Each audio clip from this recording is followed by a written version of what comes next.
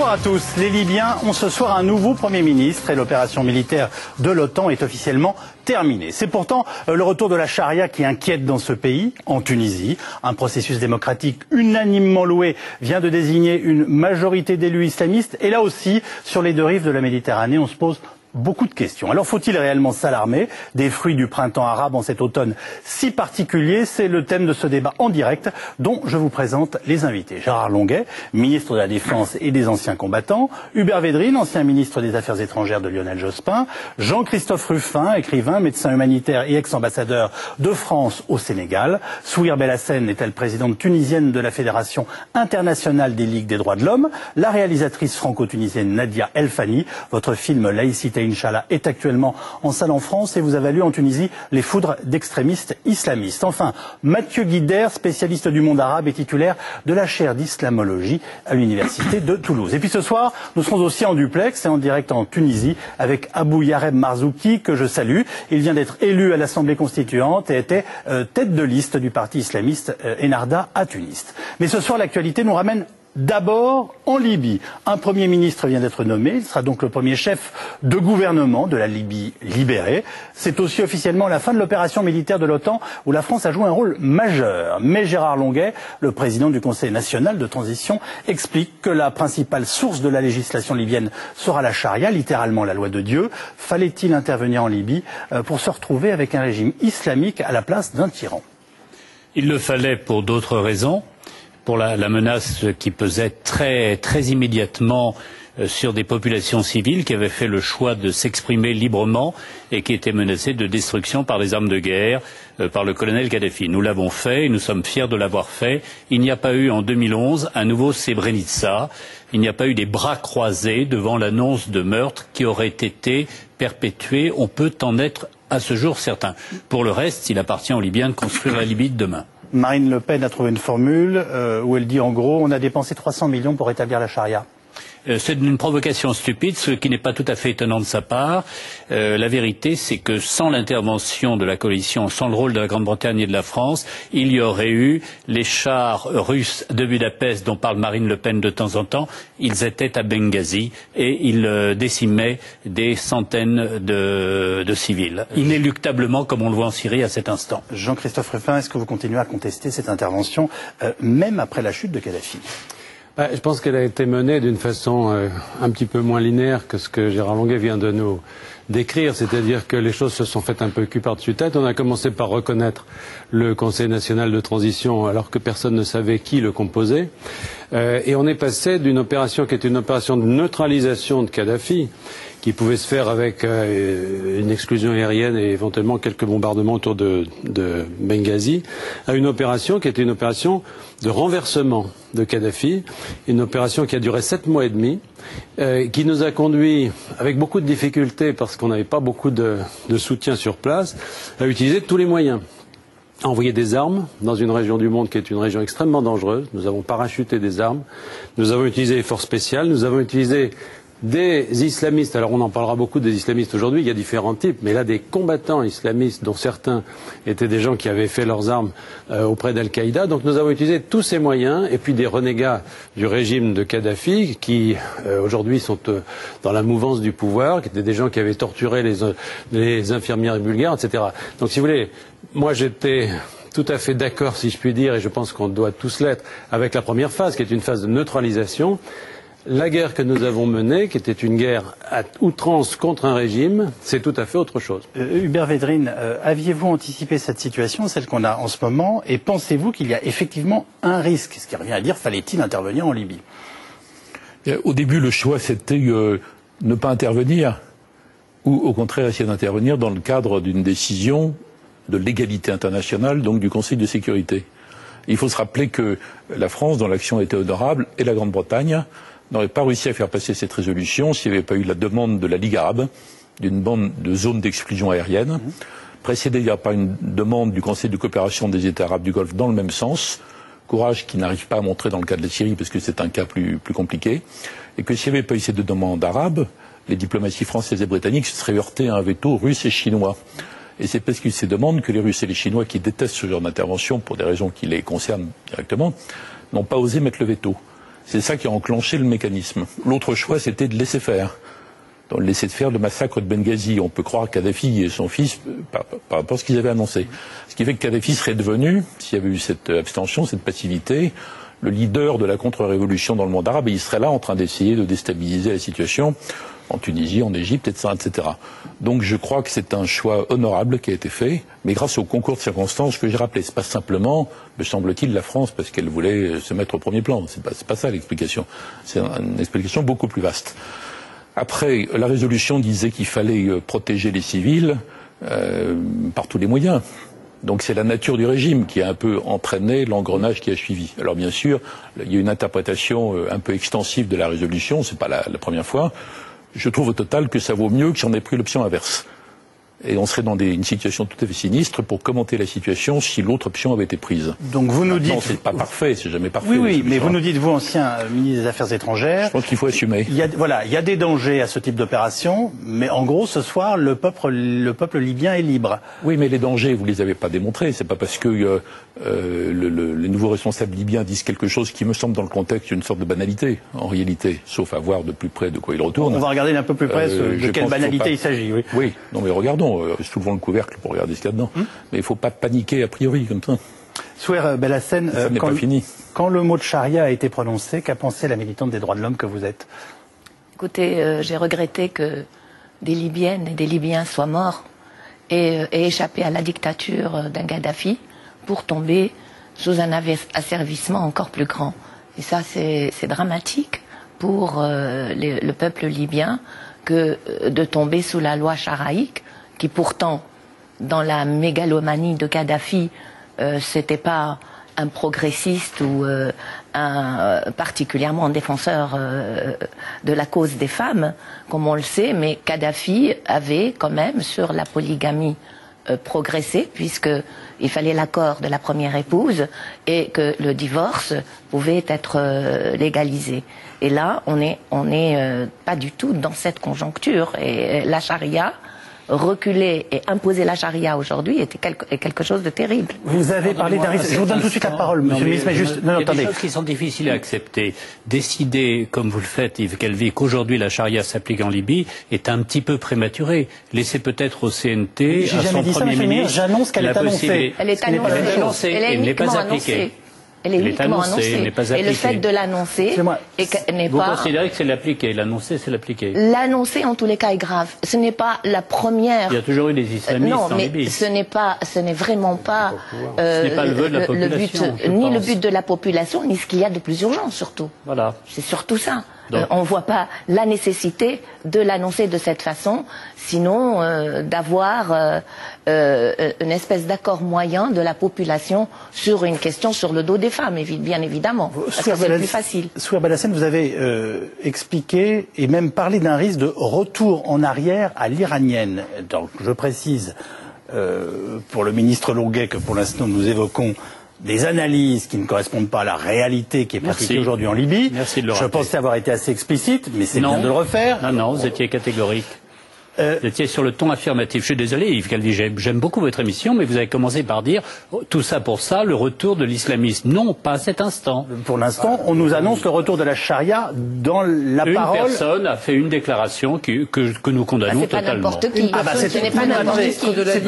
C'est pas le Premier ministre, puisqu'il vient de changer, il est nouveau, il n'a pas parlé encore. Alors, il a parlé, et il tient des propos apaisants que je vais citer dans quelques instants, mais attendez, c'est le président du CNT. Si vous désapprouvez ces propos, c'est très intéressant de vous l'entendre dire par ailleurs, monsieur le ministre. Tout à fait. Je crois qu'il y a deux choses très différentes. Il y avait la nécessité de protéger des populations civiles qui, dans un enchaînement qu'Hubert Védrine a parfaitement restitué, nous ont amenés à intervenir plus que nous le pensions. Et je regrette que Jean-Christophe, pour lequel j'ai le plus grand respect, ait présenté des nuances qui n'ont pas d'importance au regard de l'enchaînement au devant duquel nous avons été confrontés. Ensuite, il y a une construction libyenne. Laissons les Libyens s'exprimer. Tous les Libyens et pas simplement un seul. Et les Libyens se sont exprimés. Le président du CNT s'est exprimé. Et malheureusement, il s'est exprimé dans un sens qui est quand même un signal dangereux. moi, ça me gêne beaucoup. Excusez-moi, mais il se trouve que vous êtes d'accord. C'est-à-dire que vous venez de dire qu'en effet, il s'est tenu des propos qui peuvent légitimement les propos sont condamnables. Inquiéter. Ils n'expriment pas le point de vue du peuple libyen. Nous sommes battus pour que le peuple libyen puisse s'exprimer comme le peuple tunisien vient de s'exprimer. On verra bien une fois qu'il se sera exprimé. Jean-Christophe Rufin veut réagir. Oui, mais il y a deux choses. D'une part, en tant qu'humanitaire, si je puis dire fondamentalement, moi je suis médecin, c'est vrai que ça me gêne beaucoup qu'une résolution des Nations Unies de type humanitaire ait servi à faire une guerre totale, c'est-à-dire qu'elle ait servi à protéger des populations, c'est une chose. Mais quand on a bombardé Sirte, dont la population était plutôt un soutien de Kadhafi, je veux dire, on n'était plus du tout dans la protection des populations, on était dans l'élimination d'un régime. Ce qui peut, encore une fois, être décidé, c'est une décision politique. On peut très bien dire, on voulait virer Kadhafi. Mais on ne peut pas le faire au nom des humanitaires, parce que dire que c'est une opération humanitaire, c'est à faire 7 mois et demi de bombardement, des largages d'armes, etc. C'est jeter sur les humanitaires. Rappelez, ces bombardements visaient des objectifs militaires pour la quasi-totalité, puisque le gouvernement de Kadhafi, qui a une bonne communication pendant ces 7 mois, s'est efforcé de parler de dommages collatéraux. Il n'en a établi 1 sur 4000 sorties d'avion. Oui, mais enfin, juste pour terminer, il y a aujourd'hui, par exemple, 3 ne mettez pas sur le même plan, qui viennent donc des choses de nature différente. Non, mais vous savez, la subtilité qui est la vôtre n'est pas forcément celle des populations dans les pays où travaillent les humanitaires, et ceux qui retiennent, c'est qu'au nom de l'humanitaire, on envoie l'OTAN. Bon. Et moi, je pense qu'il faut partager les deux choses. Sur des chars, sur des dépôts de munitions, pas sur des populations civiles. Cette opération, au début, était peut-être une opération de protection des populations. Lorsque Benghazi était menacé par des chars, je pense qu'effectivement, au début, il fallait taper un grand coup, faire une zone d'exclusion aérienne. Et les chars ont continué de frapper, cher Jean-Christophe Rufin. Les 4 chars de Benghazi ne se sont pas arrêtés. Kadhafi a continué à frapper sur les populations avec les moyens dont il disposait. Et il fallait neutraliser ces moyens militaires. On ne pouvait pas s'arrêter tant que les canons, tant que les Scuds libyens frappaient des populations civiles, nous étions obligés de les détruire. Voilà, c'est tout, c'est un rappel factuel. Non, mais moi je le conteste totalement. Je pense que cet engrenage, en réalité... Vous contestez le fait que seuls les objectifs militaires ont été détruits? Non. Vous vous trompez. Seuls des objectifs militaires ont été détruits. Je conteste le fait qu'une opération humanitaire se fasse à coup de bombardement de l'OTAN. Alors, l'opération n'était pas humanitaire, elle avait pour objectif de détruire des forces, ce qui a été fait. Alors, Hubert Védrine, et après, je reviens à la question qui nous anime ce soir, qui est de voir réapparaître des régimes islamistes. J'ai une question à poser à Mathieu Guider. Je serai très court. Je voudrais rappeler que la résolution 1973, qui a été votée par le Conseil de sécurité en invoquant le chapitre 7, c'est-à-dire le recours à la force. Ce qui est très rare, très très rare, que les 5 membres permanents qui ont le droit de veto soient d'accord là-dessus. Il faut peut-être remonter à la résolution après l'invasion et l'annexion du Koweït par l'Irak. On a très très peu par rapport à ça. Elle a été votée au nom de la responsabilité de protéger, mais c'est pas le terme humanitaire. Responsabilité de protéger, qui est le concept que Kofi Annan a fait adopter quand il a voulu se débarrasser du concept français de droit d'ingérence, qui était une impasse complète et que personne n'acceptait à l'ONU. Et cette responsabilité de protéger, dans certains cas, avec certains types de régimes, qui ont le comportement qu'on a vu, en réalité, c'est vrai qu'elle va très loin. Mais bon, c'est lié aussi à la nature du régime et à son comportement. Peut-être que si on ait pu s'arrêter, si le régime était d'une nature telle que c'est pu s'arrêter, ça aurait entraîné la division de la Libye en deux. Mais donc, pardonnez-moi, vous nous dites qu'il y avait un mandat très clair de protection de la population. Qui a été demandé le 11 mars quand même. On a reconnu le CMT le 11 mars. C'est-à-dire qu'est-ce que vous voulez dire par là, Jean-Christophe Rufin? C'est-à-dire que la France a reconnu un autre pouvoir à la place de celui de Kadhafi le 11 mars. C'est-à-dire qu'on est passé à ce moment-là à quelque chose de tout à fait différent qui était la reconnaissance d'un autre pouvoir et la mise en place d'une machine de guerre pour installer ce pouvoir.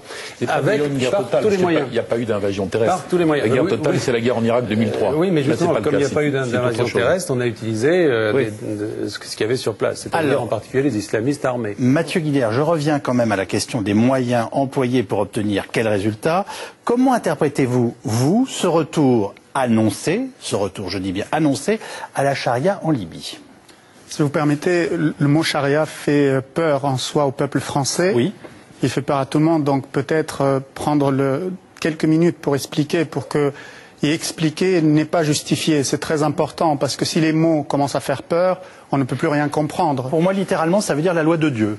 Bon, alors c'est beaucoup plus compliqué que ça. Il faut savoir que pour tous les croyants, ce que l'on appelle la charia est appliquée depuis 14 siècles. Je veux dire, les musulmans croyants ont toujours vécu sous une loi qui s'appelle la charia. Non, mais c'est important, c'est important de rappeler l'histoire. Vous expliquez, on est dans une région du monde où on vit, je vais employer un terme étrange, sous le régime, sous la loi coranique. Sous la loi coranique. Cette loi coranique depuis 14 siècles. Et ce que nous avons vu, ce que nous considérons comme des régimes laïques depuis 60 ans globalement pour l'ensemble du monde arabe, ce sont une parenthèse dans l'histoire de ce pays, dans la grande histoire. C'est une parenthèse, comme le communisme a été une parenthèse pour la Russie, comme d'autres. Pour la perception de ces gens-là, c'est une parenthèse. Ces gens-là revendiquent une identité. En France, c'est une identité nationale. On se revendique français. Dans toute cette partie-là, de plus en plus, les gens se revendiquent comme musulmans. Ils sont revendiqués comme arabes pendant le nationalisme arabe, pendant quelques années. Là, de plus en plus, et les régimes autoritaires de ces 20 dernières années y ont contribué, ils se revendiquent comme musulmans. Dans cette conception-là, lorsqu'ils se revendiquent comme musulmans, l'une des revendications majeures, c'est d'appliquer la charia. Excusez-moi, je peux intervenir, s'il vous plaît? Quand vous dites « ils se revendiquent », vous parlez de qui? De la majorité des gens. Non, vous ne parlez pas de la majorité, vous ne pouvez pas vous exprimer à leur place. Je ne pense pas qu'aujourd'hui, en Tunisie par exemple, tout le monde se revendique comme musulman, monsieur. Non, pas tout le monde. Je suis tunisienne et déjà, je me revendique comme athée. Déjà, ça commence comme ça. Et je ne suis pas seule. Tout à fait, mais en Tunisie, vous aurez beaucoup de mal à vous revendiquer comme un athée. Vous ne pouvez pas dire « ils », ces gens-là. J'ai dit la majorité ces gens-là, ils se revendiquent comme musulmans. Je n'aime pas cette façon de parler. Et quand vous parlez de gens qui vivent sous la loi coranique, je ne comprends pas de quoi vous parlez non plus. J'ai dit que les musulmans depuis 14 siècles... La loi coranique, si on l'applique, je suis désolée, quand on vole, on vous coupe une main. En Arabie Saoudite, on applique la loi coranique. C'est beaucoup plus compliqué. Pas en Tunisie. Je dis que les musulmans depuis 14 siècles ont vécu sous une loi qui s'appelle la charia. Non, vous dites depuis 60 ans, il y a une parenthèse. Je dis que, je répète, depuis 14 siècles, les musulmans ont vécu sous une loi qui s'appelle la charia et qu'au regard de ces 14 siècles, les 60 ans de régime laïque qu'on a vu un peu partout dans le monde arabe représentent une sorte de parenthèse. L'histoire le dira. Mais dans la grande histoire de ces pays-là, cela reste une parenthèse aujourd'hui. Et je prends parfaitement ce que vous dites exactement, mais aujourd'hui, il y a une tendance forte dans tous ces pays-là à une revendication identitaire très forte pour se revendiquer comme musulmans. Ça s'appelle une identité musulmane, comme il y a une identité nationale, comme il y a une identité arabe, etc. Je fais le constat. Je ne défends pas, je ne justifie pas, je ne légitime absolument rien. Après, on peut discuter des choses. Le fond de la question, c'est que tous ces gens-là mettent la loi divine au-dessus de toute autre loi. Elle est là. Le fondement du problème est là. Là où nous mettons... Vous nous dites, nous sommes en terre d'islam et on découvre qu'il y a un rapport à la religion. C'est d'une certaine façon aussi simple que ça? C'est exactement ça. En France, nous mettons la Constitution au-dessus de tout. C'est très important. Dans ces pays-là, vous avez une bonne partie de la population, je n'ai pas dit tout le monde, une bonne partie de la population qui met le Coran au-dessus de tout. C'est oublier un peu vite que la révolution s'est faite au nom de la liberté et de la dignité nationale. Tout à fait. Sans aucun slogan islamiste. On est d'accord. Ni même Allahu Akbar n'a été prononcé pendant toutes ces semaines de révolution. On va revenir en Tunisie dans un instant, Nadia El Fani, mais je voudrais poser une dernière question. Et alors, avant qu'on arrive à cette étape, à Mathieu Guidère, Abdel Rahim Al-Kib, qui est le Premier ministre, qui est élu ce soir comme chef du gouvernement de transition en Libye, désigné, dit qu'il veut bâtir une nation respectueuse des droits humains.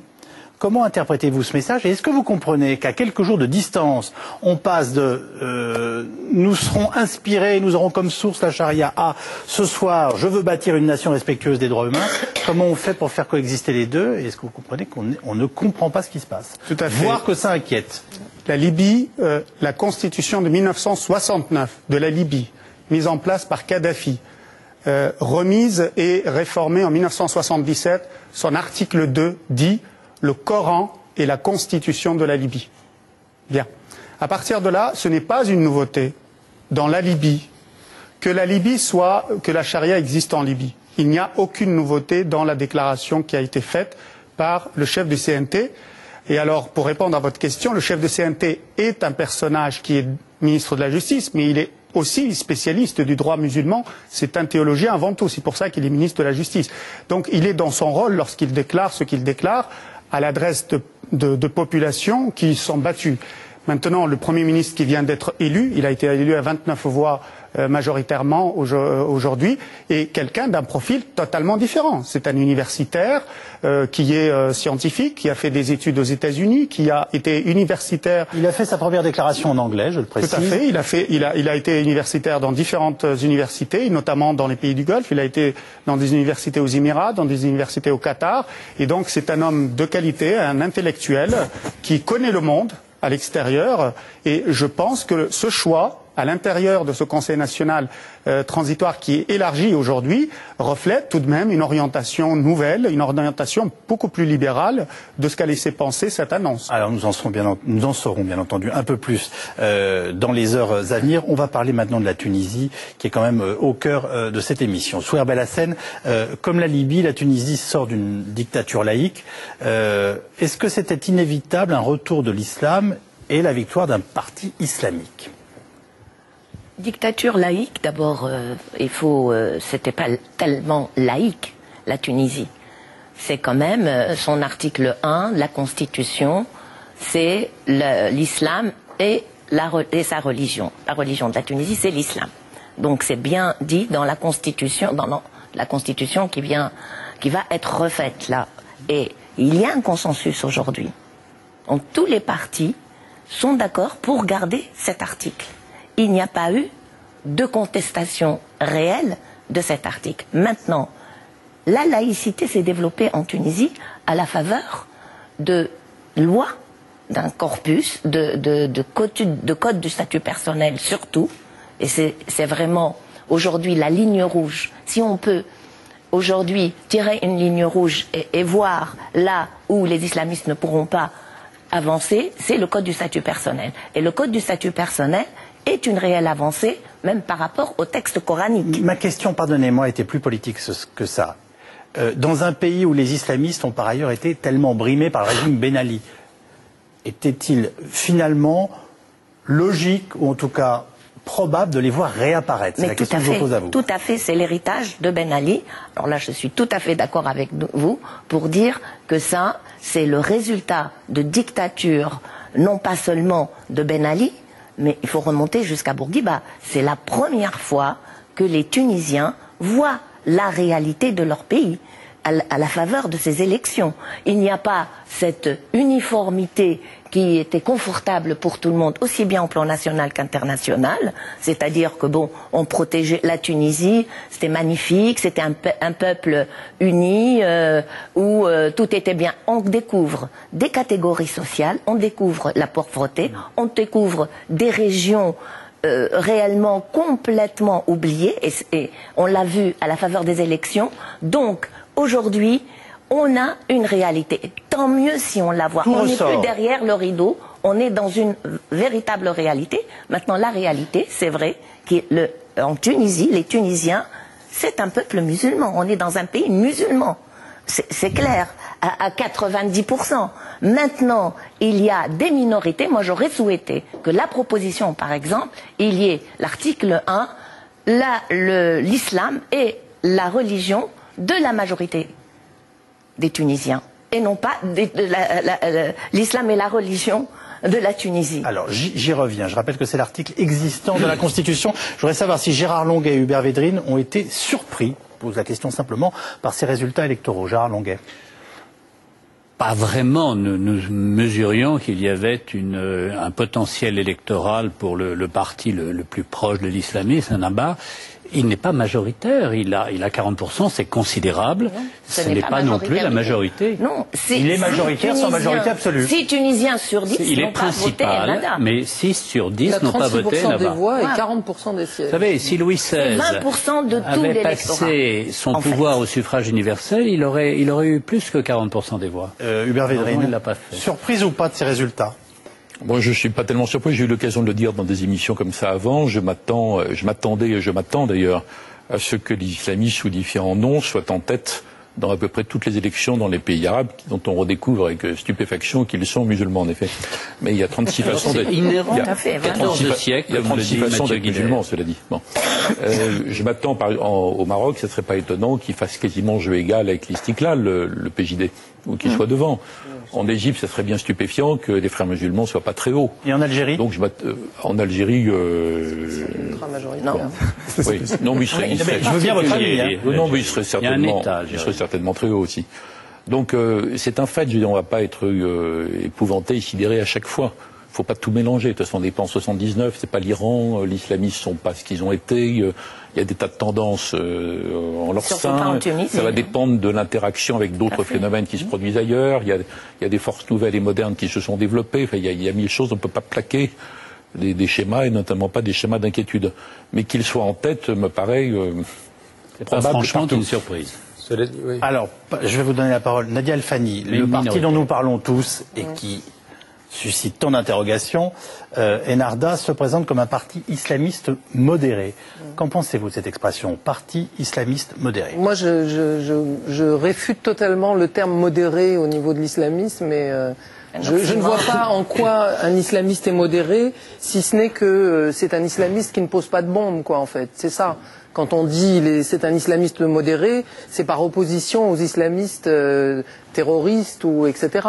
Mais un islamiste qui a l'intention d'appliquer la loi divine à tout un peuple et de gouverner selon la loi de la religion, pour moi, c'est un islamiste, qu'il soit modéré ou pas.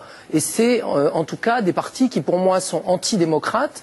Et ils l'ont prouvé déjà dans la campagne en faisant, par exemple, interdire mon film en Tunisie. C'est quand même un signe de non-ouverture à une pensée contradictoire. Et ça, c'est grave pour la Tunisie aujourd'hui. Vous confirmez que vous avez été menacé de mort et que lors de la deuxième projection de votre film à Tunis, la salle a été saccagée par des salafistes? Bien sûr, mais on a des preuves, on a des vidéos, il y a des plaintes. Mais celle qui est aujourd'hui poursuivie en justice en Tunisie, c'est moi, au nom de l'atteinte au sacré. Et ça, c'était avant que les islamistes ne fassent 36% des voix, comme je dis, et 40% des sièges. Est-ce que vous faites une différence entre le parti Ennahda qui arrive démocratiquement en responsabilité et ce qui s'est passé autour de vous, les menaces dont vous faites l'objet et l'intervention, dit-on, des salafistes dans cette salle de cinéma? Moi, je ferai la différence le jour où Ranouchi en personne, puisque maintenant on l'appelle le Shir en Tunisie et que c'est devenu presque bientôt, on va l'appeler comme je ne sais comment, l'ayatollah ou quelque chose comme ça. Donc le jour où Monsieur Ranouchi... Qu'est-ce que ça veut dire exactement, Shir? Shir, c'est... Moi, je prononce Cheikh, pardonnez-moi, mais... Voilà. Le chef... Le chef, il est le chef du parti. Le sage, oui, voilà. C'est quelqu'un qui est au-dessus des autres, quoi. Donc le jour où Monsieur Ranouchi fera une déclaration pour rappeler que la liberté d'expression est indivisible, non négociable, non fractionnable, et qu'on n'a pas besoin de rajouter derrière, oui, il y a la liberté d'expression, mais cette cinéaste est allée trop loin, à ce moment-là, je voudrais bien croire qu'il est devenu démocrate. Alors, bonsoir Abou Yarem Marzouki. Vous êtes l'un des 90 élus donc du parti islamiste Ennahda à l'Assemblée constituante tunisienne, parti dont vous n'êtes pas membre mais que vous représentez. Vous êtes d'ailleurs mandaté par Ennahda ce soir pour intervenir dans Mots Croisés. Une nouvelle fois, merci de votre présence en direct de Tunis. Que répondez-vous aux inquiétudes que suscite Ennahda, qui viennent par exemple d'être soulevées par Nadia El-Fanny? Bonsoir messieurs, dames. D'abord, je suis agréablement surpris de voir que l'on découvre que ces pays sont des pays musulmans et que c'est normal qu'à un moment donné, les gens essaient de se définir tels qu'ils sont et de voir que leur révolution n'est pas seulement un phénomène politique, mais une renaissance spirituelle. Et donc, pour bien comprendre ce qui se passe en Tunisie, et je ne parlerai que de la Tunisie, il faudrait contextualiser l'opposition de ces deux absolus, l'absolu de la liberté d'expression et l'absolu de la non-représentation imagée du divin chez les musulmans. Nous avons donc une confrontation entre deux absolus, et si nous ne trouvons pas un terrain commun, il y aura nécessairement deux attitudes sectaires des deux côtés, et il faudrait nécessairement que les Tunisiens, dans cette révolution qui a réussi admirablement 3 moments de son cheminement, d'abord le 14 janvier, ensuite la période transitoire, enfin les élections, arrive à trouver une formule qu'elle doit inventer pour que ces deux absolus puissent coexister et vivre en commun. Et je pense que ces inquiétudes, surtout en Tunisie, n'ont aucune raison d'être. Je ne parlerai pas de l'incident de l'Africa, parce que ça relève de la justice maintenant, mais je parlerai de la signification du phénomène. Il faudrait savoir... Non, excusez-moi, je vous interromps. Abou Yareb Marzouki, juste une question. Puisqu'on vient de l'évoquer avec Nadia El Fani, et c'est intéressant de vous entendre avoir une position la plus claire possible là-dessus. Est-ce que vous condamnez les violences qui ont marqué la projection du film de Nadia El Fani? Laissez-moi terminer et je vais vous dire ma position. D'abord, la Tunisie vivait deux phénomènes de fébrilité. L'un, celui de la révolution, et l'autre, celui de la préparation des élections. C'est une campagne électorale, pré-campagne électorale, et donc les gens cherchaient à se positionner. C'était un jeu plus ou moins politique, parce que dans ce film, il s'agissait de comparer la Nahda, plus ou moins insidieusement, à ce qui s'est passé en Iran, tout en oubliant que l'islam sunnite est totalement différent de l'islam chiite. Indépendamment de tout cela, la Nahda avait condamné d'une façon claire et nette l'usage de la violence, mais elle a en même temps parlé d'une violence symbolique à un peuple en révolution et en préparation pacifique d'une période électorale très difficile, sachant que la Tunisie était à côté d'un autre pays qui vivait une guerre civile. Il fallait tout faire pour éviter que le peuple tunisien ne devienne dans la même effervescence révolutionnaire qui pourrait conduire à une guerre civile. Et de toute façon, la justice est en train d'étudier ce problème et elle a découvert que c'était quelques extrémistes et non pas la Nahda qui avait réagi à ce film. La question centrale, vous le savez, pour beaucoup de ceux qui nous écoutent et pour nous Français, c'est quand même essentiellement la condition des femmes. Pouvez-vous nous garantir que les Tunisiennes ne perdront pas un seul de leurs droits acquis depuis l'indépendance, dans des domaines aussi variés que le divorce, la répudiation, la polygamie ou le port du voile? Et l'adoption. Non seulement je vais vous le promettre, mais je vais vous le démontrer. Le seul parti qui ait donné l'accès à l'Assemblée constituante d'une façon presque égale entre hommes et femmes, c'est le nôtre. Il y a 42 femmes qui représentent la Nahda sur 90, autrement dit à peu près la moitié. Et ces femmes sont des institutrices, des professeurs, des médecins, des avocats et même des professeurs d'université. Et toutes ces femmes ne sont pas prêtes à renoncer à leurs droits. Il y a des femmes, mais est-ce qu'elles sont prêtes à garantir le droit des autres femmes tunisiennes telles que nous venons de les évoquer? Bien sûr.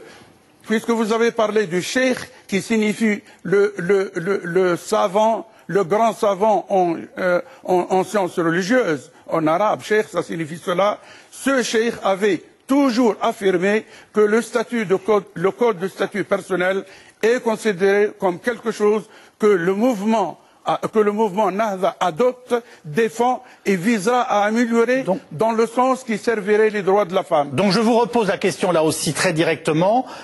Les Tunisiennes qui souhaiteraient s'habiller en mini-jupe, celles qui ne portent pas le voile, ou les laïcs qui ne respectent pas le ramadan, n'ont rien à craindre des Nahda. Absolument, puisque le cheikh, encore une fois, avait affirmé que cela ne relève pas des affaires de l'État. C'est une question qui relève des mœurs d'un peuple et ils n'ont rien à voir avec les responsabilités de l'État. J'aimerais vraiment réagir. Notre peuple maintenant a deux types de mœurs qui coexistent, qui vivent ensemble, et peut-être la nationalité de notre ami qui vient de parler, la double nationalité, le symbolise bien. Mais nous devons savoir que le seuil de tolérance des peuples diffère. Même en France, la campagne a un seuil de tolérance d'un certain nombre de comportements moindre que celui de Paris. Et de même, le seuil de tolérance relativement aux mœurs et à la moralité d'un peuple change. En Tunisie, nous ne pouvons pas demander aux Tunisiens de vivre à la parisienne. C'est très difficile, mais rien ne les empêche de vivre leur vie s'ils vivent en Tunisie. Et donc, Je crois que si nous reconnaissons... Non mais vous ne pouvez pas leur dire, si vous souhaitez vivre comme les femmes en France, il faut que vous vous cachiez en Tunisie. Mais pas du tout. D'accord. Pas du tout, puisqu'elles vivent comme les femmes en France et personne ne les dérange. D'accord. Personne ne les dérange. Mais elles n'ont pas le droit de dire nous imposons notre mode de vie ou notre mode de vestimentaire aux autres femmes. Allez-y. Écoutez, là c'est la liberté individuelle qui est remise en cause clairement. Et c'est quand même dangereux. Je reviens à M. Ranouchi qui a fait une déclaration avant-hier encore en parlant de l'adoption.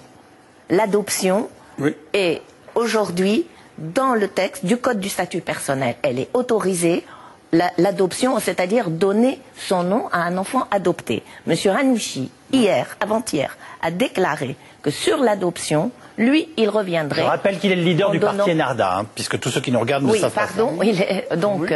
le monsieur Ranouchi, qui est le président du parti Ennahda, lui a déclaré qu'il reviendrait sur l'adoption pour le donner sur la kafala. La kafala, vous savez que c'est une manière de garantir, c'est une garantie. On donne aujourd'hui aux ouvriers émigrés dans le Qatar ou dans les pays du Golfe une garantie sur quand ils rentrent et qu'ils donnent leur passeport, ils ont un garant. Aujourd'hui, les parents qui adoptent un enfant, et ça existe en Tunisie depuis aujourd'hui 50 ans. Depuis la création du Code du statut personnel, l'adoption est un fait. Il y a des parents qui ont adopté des enfants, qui donnent leur nom aux enfants.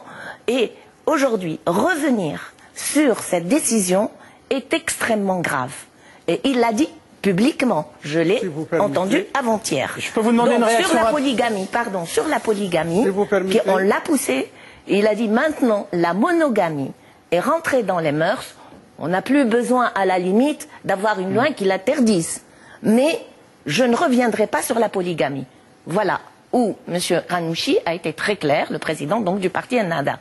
Donc moi ce que je voudrais, c'est que sur l'adoption, qui est quelque chose d'extrêmement important, parce que ces 50 ans de pratique de l'adoption vont être remis en question.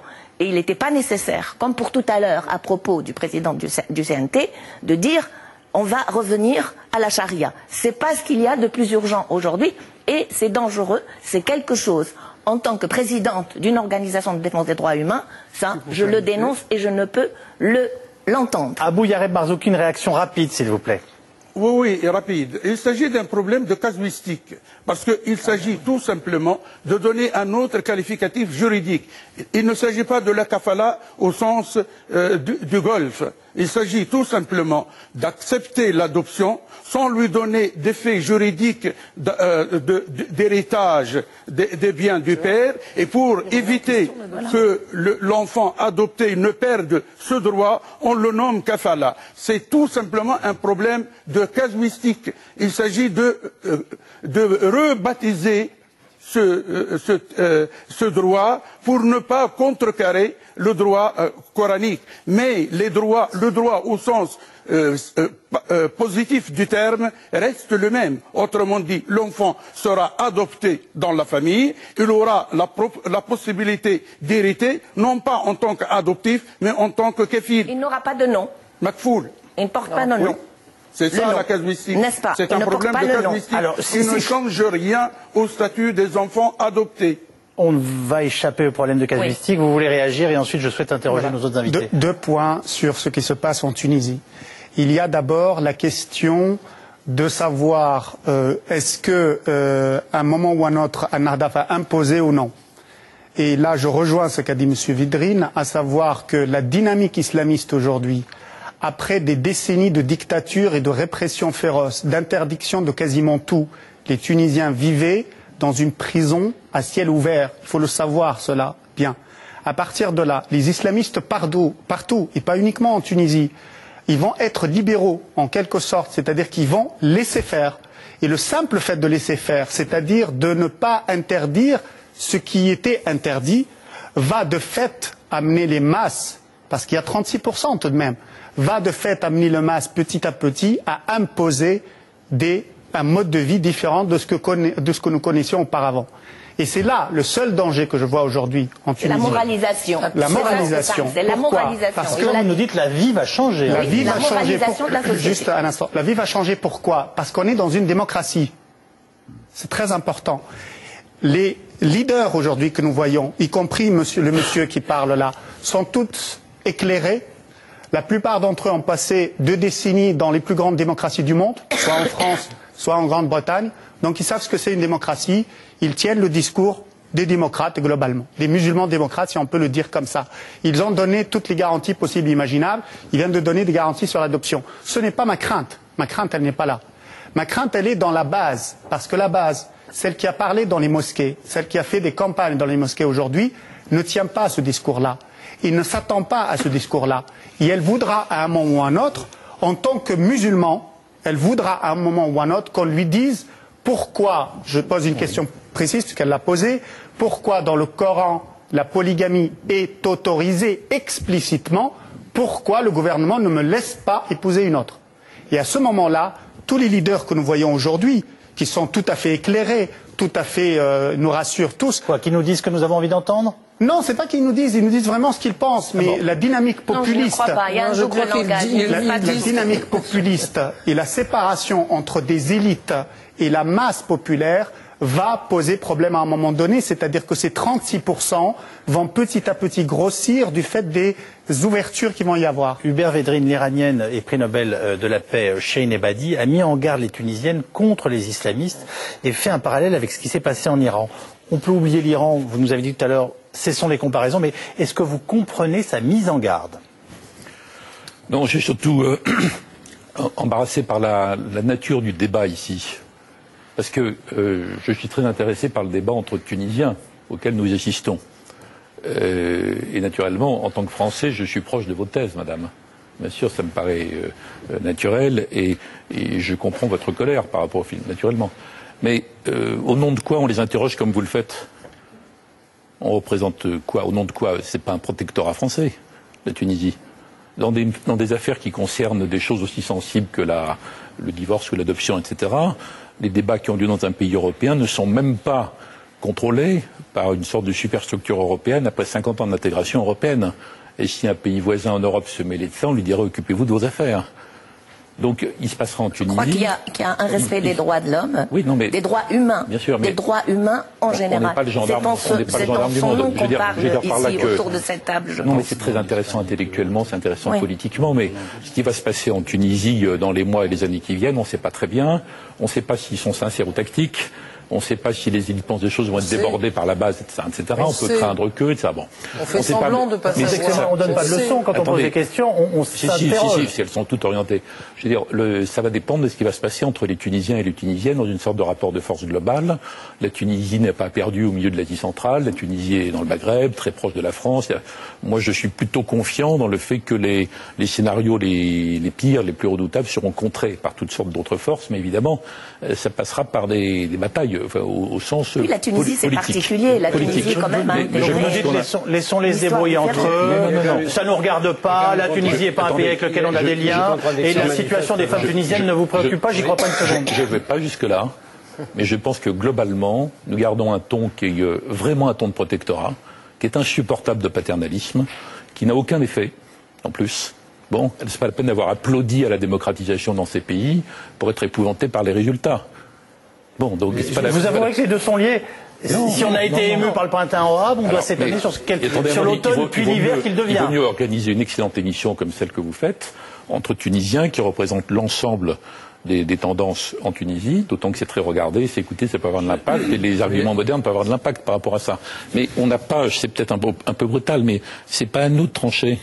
On n'a pas à faire les non, juges. Mais l'interrogation, M. Védrine, l'interrogation par rapport à ce qui se passe au sud de la Méditerranée. Oui, mais profiter de l'espace de débat, c'est bien, je trouve ça bien. De dire aussi comment faire face à cette nouveauté.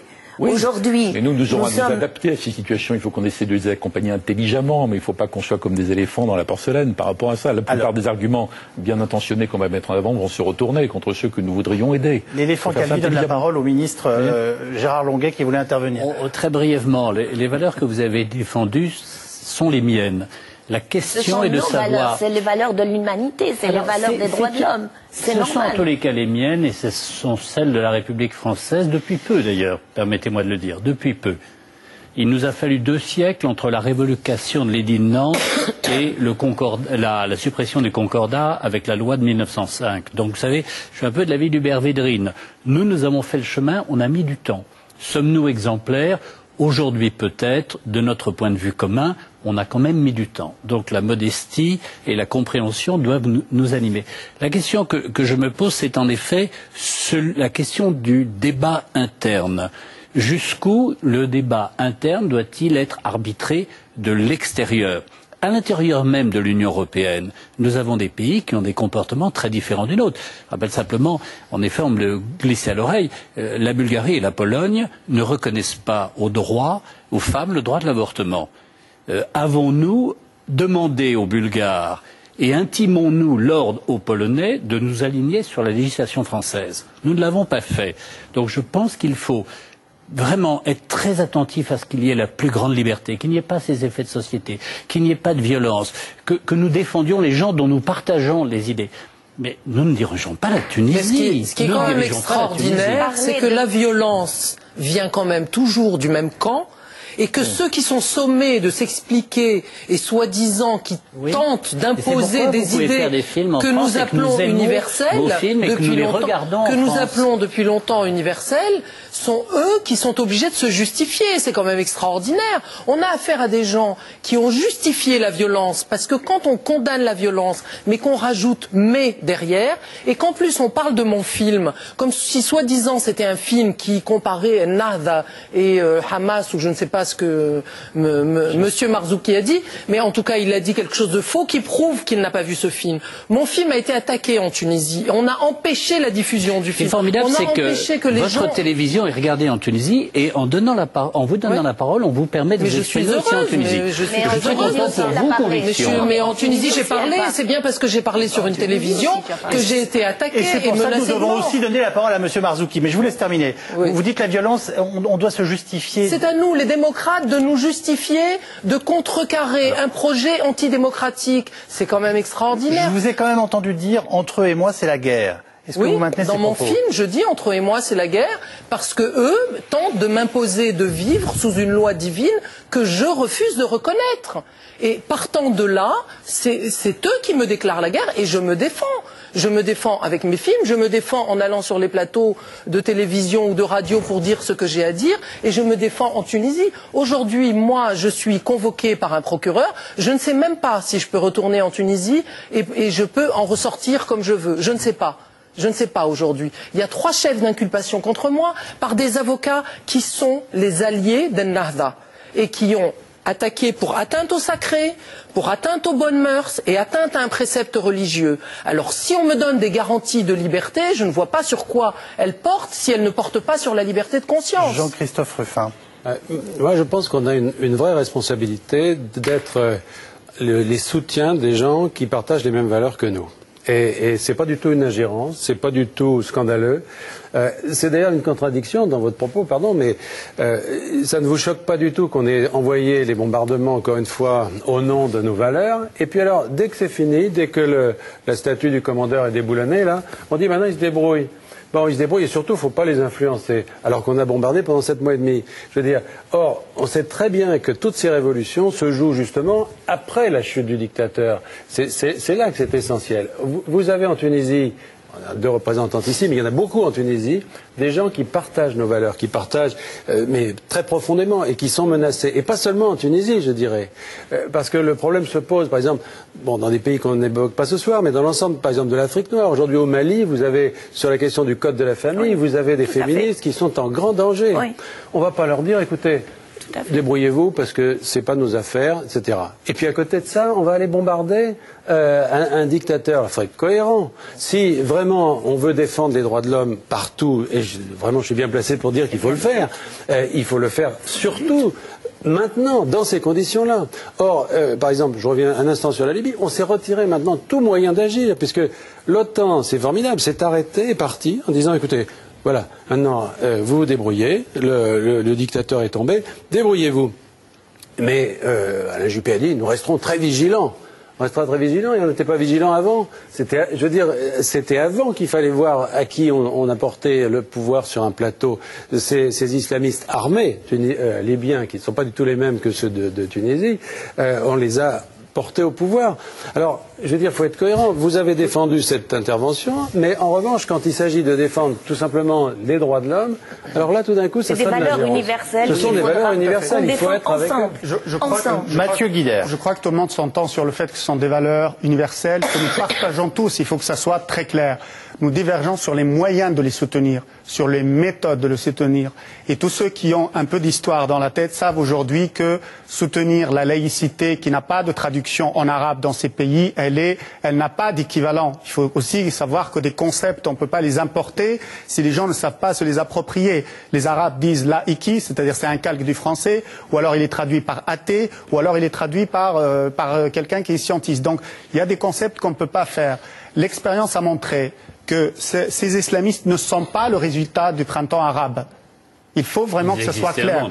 Ils existaient avant. Je donne un exemple précis.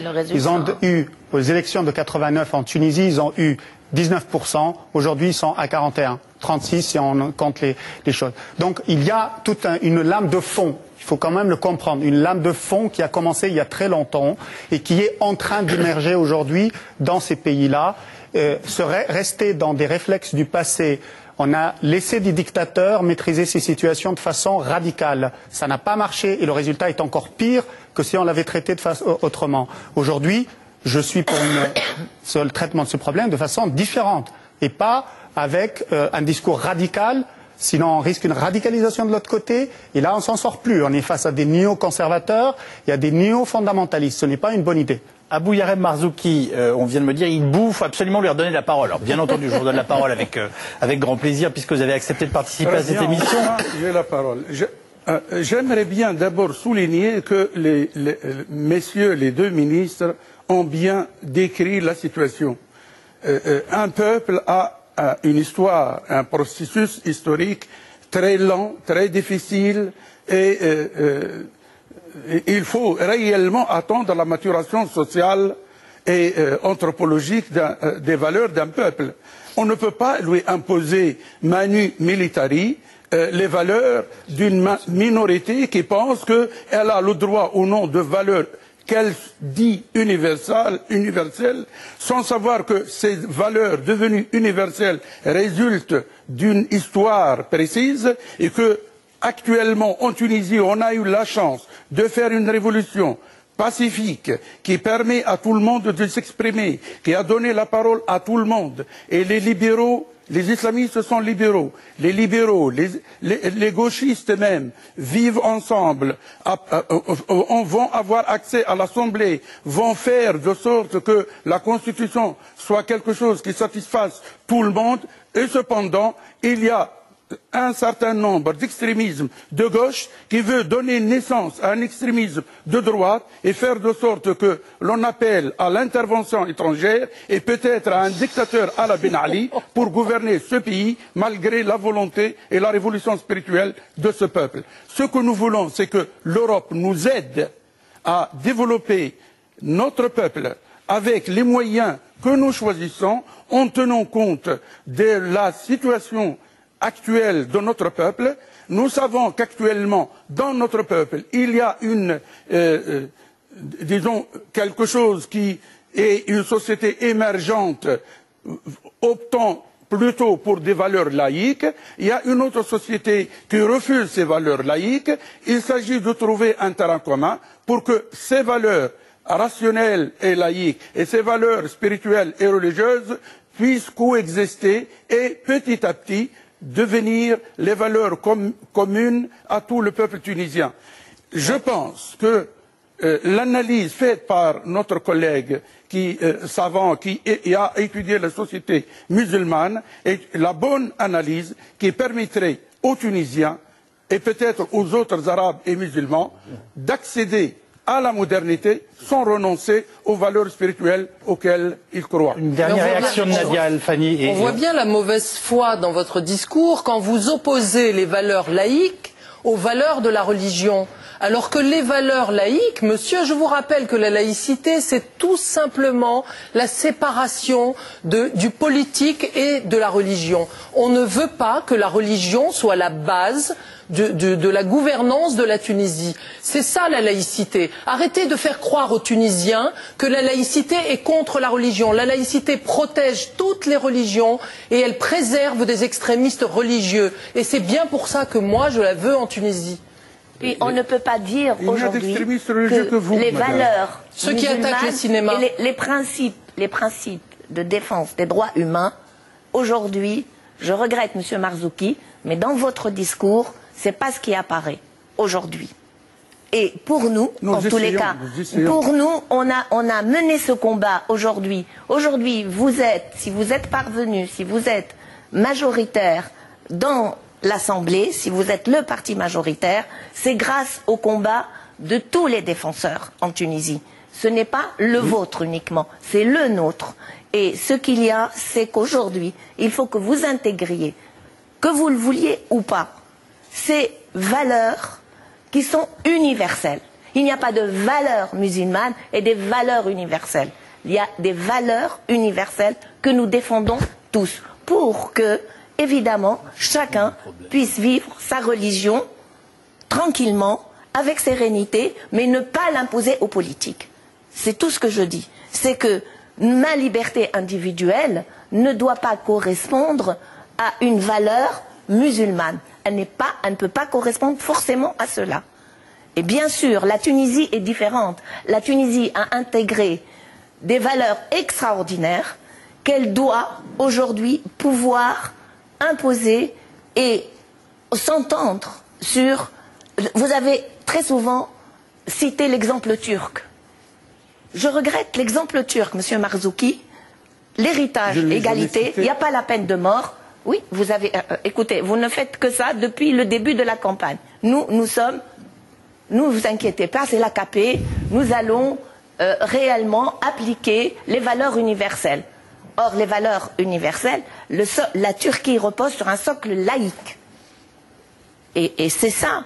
Nous sommes tout à fait d'accord à ce moment-là si vous allez vers cela. Mais ce n'est pas vers cela. Votre discours aujourd'hui ne prétend pas à ça. Il y a les valeurs musulmanes, il y a les valeurs universelles. Abou Yared Marzouki, merci infiniment d'avoir participé à cette émission en direct de Tunis. J'espère qu'on pourra à nouveau sur notre chaîne établir ce type d'échange et de conversation dans nos émissions en direct. Et merci beaucoup. Je rappelle que vous interveniez donc en direct ce soir de Tunis. Il y a quand même une question qui reste posée, Souher Belhassem. Vous venez d'interpeller Monsieur Marzouki. On est en terre d'islam. Je vous parle de... Voilà, et on est en terre d'islam. Oui, on est en terre d'islam. Oui. Mais on est en terre d'islam, on est en Tunisie aussi. Ce n'est pas la Libye, ce n'est pas l'Algérie non plus, et ce n'est pas l'Arabie Saoudite. Et ce que je voulais vous dire, monsieur, c'est que les 2 poids et 2 mesures, aujourd'hui, nous les vivons encore. Ce que nous attendons, nous, d'une Europe ouverte, universelle... 36 poids, 36 mesures.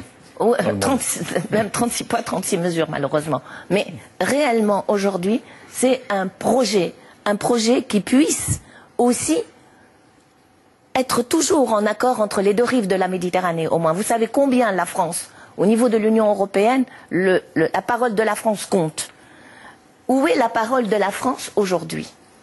C'est ma question. Devant ce qui est en train de se passer au sud de la Méditerranée, aujourd'hui, quel est le projet? Ça tombe bien, on a un ministre de la République sur ce plateau. Le grand projet, réellement, qui puisse, sur ces valeurs universelles, parce que c'est sur ça. Et je reconnais que moi, dans une organisation comme la mienne, ce sont les valeurs universelles qui nous sauvent et qui ont fait avancer la Tunisie, qui font qu'aujourd'hui la Tunisie est démocratique. Elle va vers cette réaction de Gérard Longuet.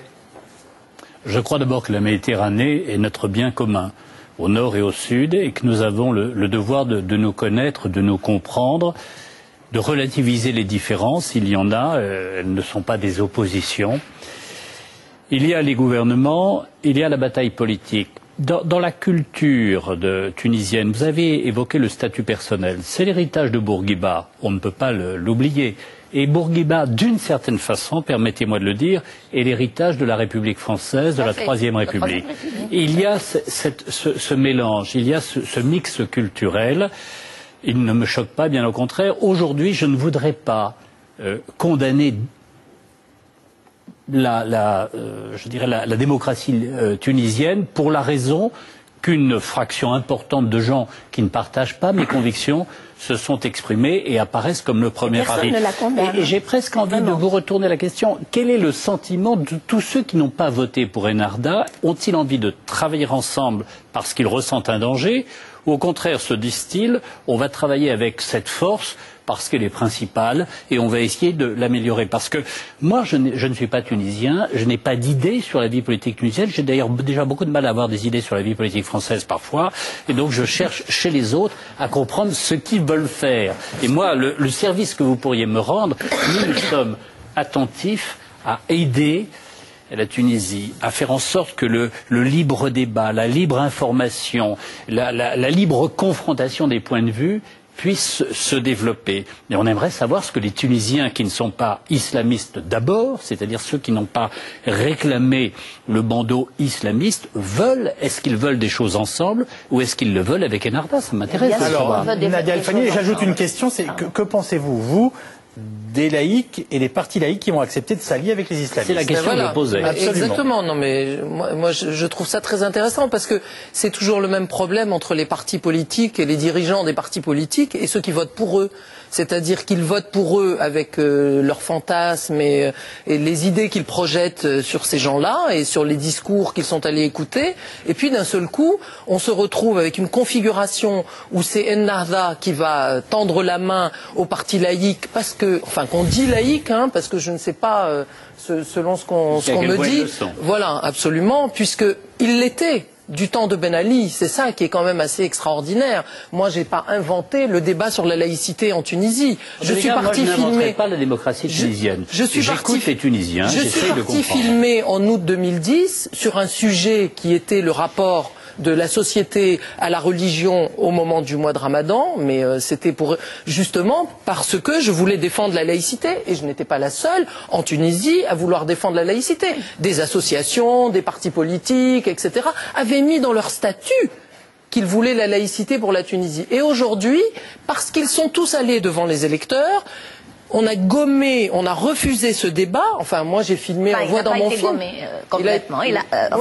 Parce qu'il y a eu des incidents qui ont fait qu'on a quand même fini par le remettre sur la table, ce sujet, mais tout le monde a voulu éluder la question.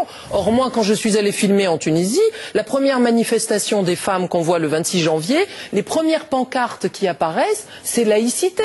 Je ne les ai pas inventées. Les débats que les jeunes faisaient, que ce soit sur les réseaux sociaux ou dans les petites salles que j'ai filmées aussi en Tunisie, c'était des débats sur la laïcité. Donc, je veux dire, il y avait une demande dans le peuple, et je ne vois pas pourquoi les élites ne feraient pas partie du peuple. Les élites, elles sont là justement pour conduire le peuple dans des raisonnements, dans des questionnements, et tant mieux. Pourquoi on refuserait aujourd'hui ce débat à la constituante en Tunisie? Ça veut peut-être dire aussi qu'il y a plus de dialogue qu'on l'imagine dans les différentes composantes de la société tunisienne, et que c'est peut-être plus fluide qu'on l'imagine ou même qu'on ne le pense ici à Paris. En dépit de mon regard néocolonialiste, j'ai bien compris ce que vous me disiez tout à l'heure, Hubert Védrine. Vous faites du journalisme, mais on ne va pas vous le reprocher. J'entends bien. Vous vouliez réagir et on va parler de la Syrie ensuite. C'était un risque, simplement. Moi, je pense qu'on peut à la fois constater qu'un certain nombre de pays arabes, pour des raisons historiques, pour des raisons politiques, pour des raisons sociales, vont passer par une phase où les partis islamistes sont puissants. Toute puissance, ça ne veut pas dire dominant complètement, mais puissant. Tout en redisant que ça n'a rien à voir avec les conditions dans lesquelles le régime du Shah d'Iran s'est effondré, la révolution islamique a pris le pouvoir, alors que toutes sortes de gens dans le monde pensaient que c'était d'être la démocratie, comme si c'était tout à fait facile et spontané. Donc on peut penser ces deux choses, et en même temps, comme c'est mon cas, tout en nous mettant en garde, y compris moi d'ailleurs, contre trop de paternalisme par rapport à la Tunisie, moi j'ai quand même plutôt confiance en réalité. La vitalité de ce pays, la vitalité de la société civile que vous représentez, beaucoup de choses. C'est quand même. La preuve d'ailleurs, c'est un pays du Maghreb. L'Égypte, je suis moins sûr sur l'Égypte. Oui. Maroc, même chose, même s'il y a peu de changement de régime, il y a une évolution qui est très intéressante. Donc il y a quand même une dynamique de fond, une proximité qui est très forte. Important. Et donc je suis plutôt confiant, parce que mais c'est un laboratoire, je ne vais pas trop m'immiscer non plus dans les discussions entre vous qui sont très remarquables si elles continuent à pouvoir avoir lieu. Mais c'est pas entre nous seulement, c'est entre vous et nous aussi. Non mais on a bien compris. Mais oui, c'est entre vous et nous aussi parce que c'est un laboratoire. Et on voudrait que ça réussisse. C'est pas nous qui avions mis Bourguiba en place, ni Ben Ali, c'est pas nous qui avons renversé Ben Ali. La révolution, elle est tunisienne. Voilà, elle est tunisienne. Et la suite est tunisienne. Évidemment, il y a une dialectique, on peut dire. Jean-Christophe Ruffin, et on passe à la Syrie, s'il vous plaît. Oui, je suis plutôt confiant. Il y a une certaine hypocrisie quand même à considérer que tout ça se joue à guichet fermé entre Tunisiens. Que les islamistes progressent tout seuls, et puis que finalement les autres, il faut les laisser se débrouiller. Les islamistes ont progressé, pourquoi? Parce qu'ils ont des moyens d'action sociale extrêmement forts, qui sont financés en grande partie par l'extérieur. On sait très bien qu'un certain nombre de pays étrangers les soutiennent, les financent, les aident, c'est leur droit. On a des amis d'ailleurs sur lesquels le président de la République se repose beaucoup, comme le Qatar par exemple, qui finance, y compris d'ailleurs, semble-t-il, les combattants islamistes en Libye. Bon, tous ces gens-là donc sont aidés par l'extérieur, et nous on dirait les autres, ceux qui se battent pour les valeurs laïques, qui se débrouillent, parce qu'après tout ça se passe entre Tunisiens. Non, ils ont besoin de nous. Ils ont besoin de nous parce que. Moi, mais c'est pas comme ça que je l'ai dit. Oui, non, mais je dis pas ça pour vous. Les choses ne se passent pas à guichet fermé. On est dans un monde ouvert. De même que toutes ces révolutions qu'on traite de façon saucissonnée, la Tunisie, etc. On est dans un espace ouvert. On est dans l'espace saharien. Sahélo-saharien, dans lesquels la violence circule, et les préoccupations qu'on a exprimées... repoussoirs aussi, ça dépend. Il y a plusieurs effets mélangés. Mais il y a aussi des effets de contagion. Et ce qu'on a abordé au début pour la Libye et la violence qui bout et qui n'est absolument pas réglée là-bas, peut tout à fait aussi se transporter vers l'Égypte et vers la Tunisie. Donc, je pense qu'il ne faut absolument pas dire c'est plus notre affaire, c'est l'affaire des Tunisiens. Parce que les choses nous concernent. Personne ne dit ça, mais c'est pas vous, ni moi, ni M. Longuet qui allez faire la constitution en Tunisie. Il ne s'agit pas de ça, il s'agit de soutenir ceux qui se battent pour nos valeurs. Vous allez pas faire les programmes des candidats. Voilà. Très bonne conclusion pour la partie tunisienne. Elles aimeraient bien que ce soit elles. On parle de la Syrie ici et maintenant, si je puis dire. L'opposition ne désarme pas, malgré une terrible répression. 3000 morts en 7 mois selon l'ONU. Gérard Longuet, M. Rasmussen, le secrétaire général de l'OTAN, a déclaré aujourd'hui qu'une intervention militaire était exclue en Syrie. Ça veut dire que la question ne se pose même pas à vos yeux? La question se pose complètement, mais elle est tranchée elle sera tranchée en tout état de cause par le Conseil de sécurité des Nations Unies. Or, nous savons que 2 membres permanents qui ont chacun un droit de veto, la Chine et la Russie, refusent à cet instant toute intervention et toute pression autre que symbolique. Vous le souhaiteriez, vous, une intervention oui, l'intervention militaire française à une coalition. En gros, ma question, c'est est-ce que ce qui s'est fait, même si on ne peut pas le comparer, en Libye, peut se faire, même sous une autre forme, en Syrie? Une intervention militaire est toujours une tragédie, parce que on prend le risque de tuer, de se faire tuer, on prend le risque de déclencher quelque chose que l'on ne maîtrise pas. Et les bonnes intentions ne font pas nécessairement les bons résultats. Nous avons des expériences de coalition qui se sont enlisées bien inutilement. Il y en a une, au moins, où la France n'a pas participé, c'est déjà pas si mal.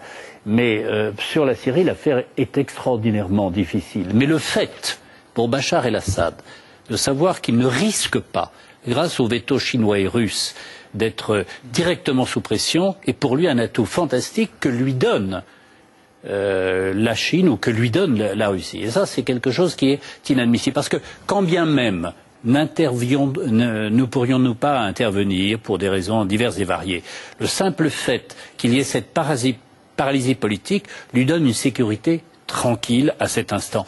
Et dans l'opinion syrienne, les gens savent très bien que le blocage russe et chinois interdit toute autre intervention et donc fige le rapport de force en faveur de l'ordre alawite. On fait quoi? On essaye de faire bouger la Chine et la Russie. Je vous rappelle que la France, c'est 1% de la population mondiale, 5% de l'économie mondiale. Nous ne sommes plus la France de Louis XIV, ni même de Napoléon Ier, ni même de Clémenceau. Et donc il faut savoir comment nous utilisons nos moyens. Nous avons proposé des textes au Conseil de sécurité avec la solidarité des pays européens. Nous avons été bloqués par ces 2 grands pays.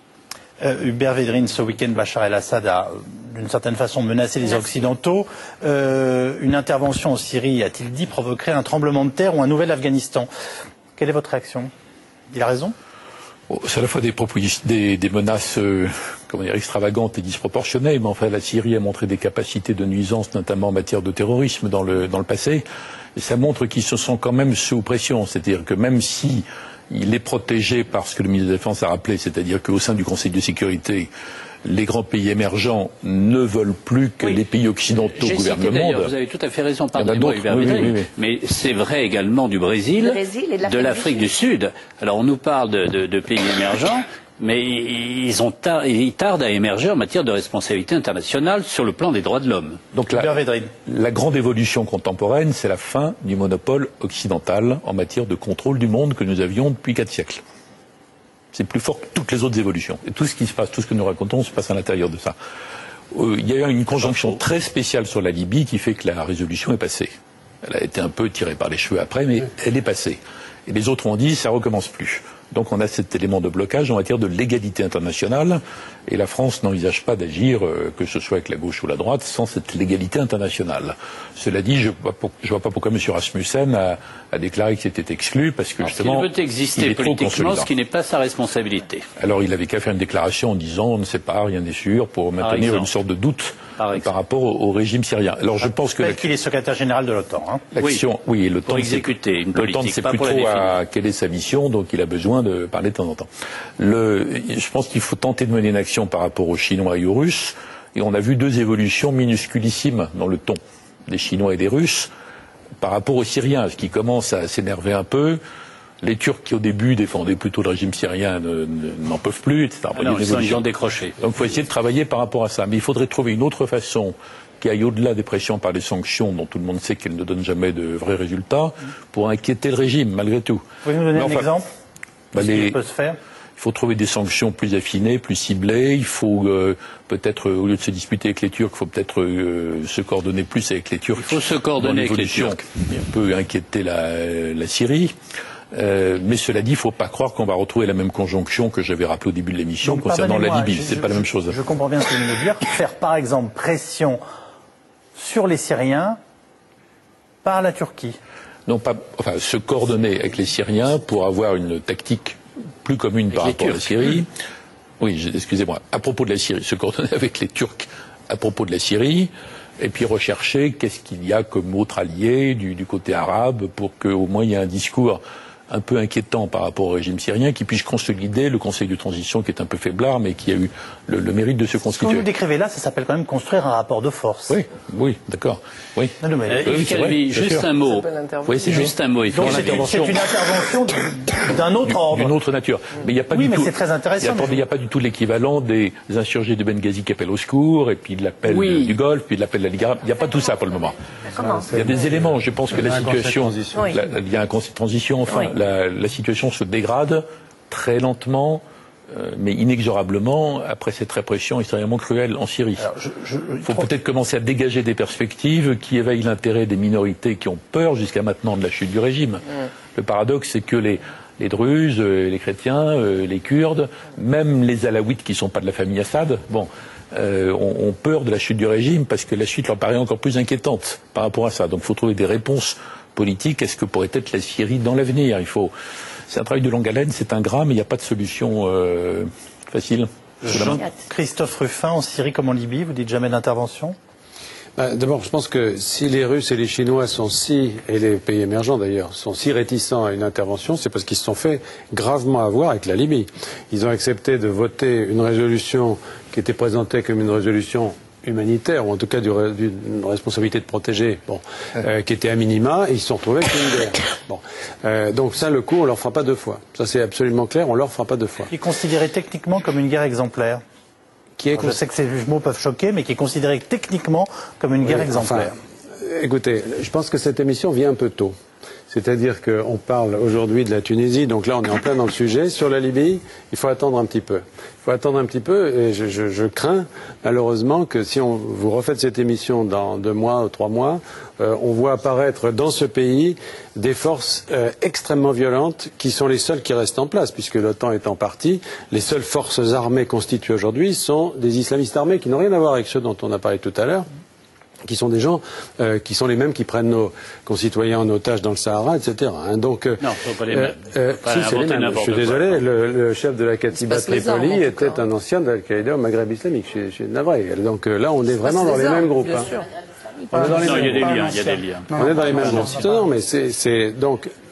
Non, simplement pour dire que... Il y a des liens ou pas? Je vous donne... Donc ça n'est pas une guerre exemplaire, je ne suis pas du tout d'accord, ça n'est pas une guerre exemplaire, c'est une guerre qui a dépassé très largement la responsabilité de protéger. Bon, on ne va pas refaire le débat qu'on a fait au début. Ce que vous venez de dire est très grave, puisque vous venez de dire que d'une façon ou d'une autre, on a contribué à armer des gens qui, par ailleurs, kidnappent ou raptent des Français dans d'autres parties du monde. Je pense donc, très sérieusement que le jour où on aura véritablement mesuré ce que sont devenues les armes, en particulier que vous avez larguées dans le Djebel de Foussa, par exemple. Qu'est-ce qu'elles sont devenues, ces armes? Qui les contrôle? Où sont-elles? On sait aujourd'hui que des colonnes entrent en Mali, etc., avec, pour une part, d'anciens arsenaux de Kadhafi, pour d'autres, des armements pris à l'OTAN. Vous avez une poudrière en Libye aujourd'hui. Vous avez une poudrière. Et quelque chose qui va probablement produire ses effets sur l'ensemble de la zone sahélienne et saharienne. Ça me paraît clair. Donc, tout ça pour dire, je reviens à votre question qui était la Syrie. Oui. Je veux dire, sur la Libye, on n'a pas de doctrine, vous comprenez, sur ces interventions. Le président de la République a décidé, après avoir discuté comme ça, tout seul, sans parler même au ministre des Affaires étrangères, quand il a décidé de reconnaître le CNT, toutes ces interventions se sont faites comme ça, un peu sur le gaz, dans un coin. Bon, on n'a pas de doctrine. Alors on est intervenu en Libye et on l'a fait complètement.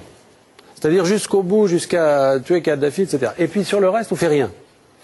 Moi, je pense que, si vous voulez, sur la Libye, si on s'était limité à faire stopper le massacre, et je ne suis pas d'accord avec Gérard Longuet, je pense que c'était possible par éventuellement quelques frappes et surtout l'exclusion aérienne, là, on avait la possibilité de rejouer cette carte ailleurs, de la rejouer de façon crédible avec les Syriens ailleurs. Aujourd'hui, on ne l'a pas, parce que qui va aller payer de nouveau une guerre comme celle qu'on vient de faire en Libye? Personne ne va le faire. Donc ça se fait une fois. Ça se fait une fois, c'est un coup. Ma question portait sur la Syrie. C'est un fusil à un coup. C'est un fusil à un coup. On l'a tiré. Et sur la Syrie, est-ce qu'on a un moyen d'aider les Syriens? C'est presque je ne pense simplissime. Pas. Malheureusement, je ne pense pas. Je pense qu'on s'en est privé. On s'est privé de ces moyens. Alors, effectivement, on peut essayer de tricoter des alliances avec des pays autour, etc. Mais en tout cas, nous n'avons plus les clés. Et si des clés sont quelque part, elles sont dans les pays de la région et pas chez nous. En tout Mathieu Guidère. D'abord, sur la Libye, peut-être qu'on ne peut pas dire aujourd'hui que les islamistes qui sont en Libye sont liés à Al-Qaïda. L'islamisme libyen est très particulier. Y compris le chef dont il a parlé, Abdelhakim Belhaj, a fait un parcours qui est le sien, mais aujourd'hui, c'est lui qui sécurise Tripoli depuis un certain temps, et il est prêt à déposer les armes si on lui demande demain, pour une raison toute simple, c'est qu'il n'est pas majoritaire, et qu'il risque, des autres partis, tout le monde est armé, donc il risque d'être exécuté à n'importe quel moment. Donc vous pensez qu'on joue à se faire peur? Je pense qu'on joue à se faire peur sur la Libye, d'autant plus sur les armes, point très important. Je crois que tous les militaires le savent, l'essentiel c'est de ne pas avoir une arme, c'est d'avoir une munition. Et donc tous ces gens-là qui ont des armes, ils peuvent s'amuser avec pendant le temps. Lorsqu'il n'y aura plus de munitions, il n'y aura plus d'armes. Bien.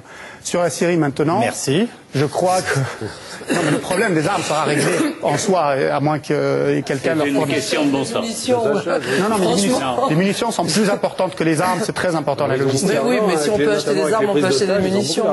Et c'est pas eux qui font des prises d'otages, heureusement. C'est pas les Libyens qui font des prises d'otages aujourd'hui, heureusement.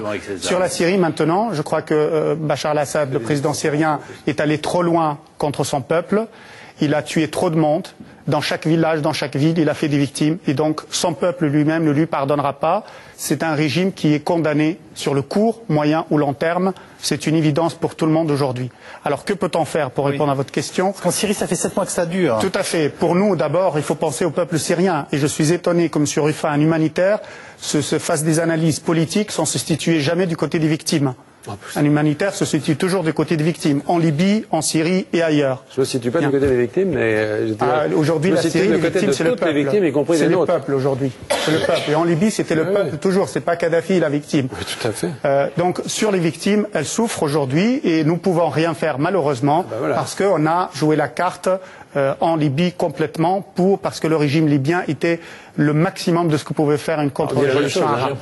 Exactement la même chose. Alors, juste sur qu'est-ce qu'on peut faire. Je crois qu'aujourd'hui, le salut ne peut venir que des pays arabes pour une raison toute simple, c'est que les pays arabes sont tous sunnites autour Et on a une minorité chiite qui est en train de massacrer une majorité sunnite depuis un certain temps.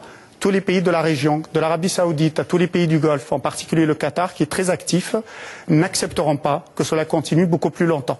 Donc je crois que, et l'émir du Qatar d'ailleurs, lorsqu'il a été invité à Paris lors de la conclusion de cette opération militaire, a clairement dit aux peuples arabes, dans la déclaration de presse, nous avons fait appel à l'OTAN parce que nous n'avons pas trouvé un consensus arabe pour intervenir nous-mêmes en Libye. Il y a un rôle de l'Iran ou pas dans tout ce qui se joue actuellement en Syrie? Bien sûr, il y a un rôle de l'Iran. Bien sûr, il y a des alliances sur des paradigmes religieux. Sur des paradigmes religieux.